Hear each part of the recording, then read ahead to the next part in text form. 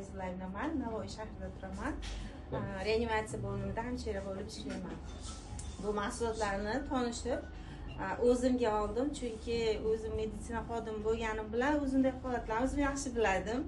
Nima deganda, mana biz 12 soat ikki yo'ldoshli ishlaymiz-da, ishdan keyin har doim oyog'imga vanna qilardim, mazla surtardim, belim bilan oyog'imda og'riq ichida bo'lmasdi-da. Yig'lab qaytardim og'riq kuchliligidan. Bu mahsulotlarni beshalasini ham ichyapman. O'zim, qizim, o'g'lim uchalamiz hammasini ichyapmiz bir oy mobaynida. Birinchi eng yaxshi sezgan rezultatim bir haftaning ichida men kechqurun uxlab bilmasdim. Chunki chanoq suyagimda kuchli og'riq bor edi.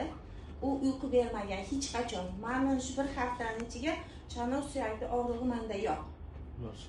Bu eng katta rezultatim. Keyin hech qachon ham bo'lib, pastda ham bo'lib tushgan narsani ola olmasdim. O'rnimdan turish uchun bunday qilib robotga o'xshab turardim. Belimdagi og'riqlar ketdi, oyog'imdagi, bo'g'imdagi og'riqlar umuman ketdi. Yana analizlarni topshirganimda hech qachon menda so'yi normali chiqmagan. Qonim har doim quyuq bo'lgan. Gemoglobin doim past bo'lgan. Biz endi har 6 oyda analiz topshiramiz. 100% analizlarim udar chiqqan. 100%. Bir oyga ham bo'lgan. Bir oyning ichida juda ham zo'r rezultatlar oldim. Yana bir narsa aytaman, ko'ryapsiz, semizroqman. Anchaga ozidim. Hamma yoqda krasavitsa bo'lib turibsiz. Yeydigan ovqatimni me'yorini his qilyapman.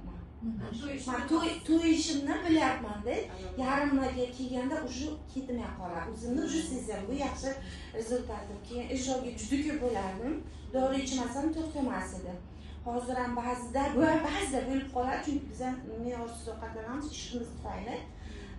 Bir ikkita stakan suv ichgan bilan o'zi o'tib ketadi. Hatto mahsulot qabul qilishgacha ulgurmayman-da. O'zi o'tadi. Endi aytaversam rezultatlarim juda ham ko'p. Endi bu mahsulotlar shunaqa natijalarni ko'rib boshqa yaqin insonlarimizga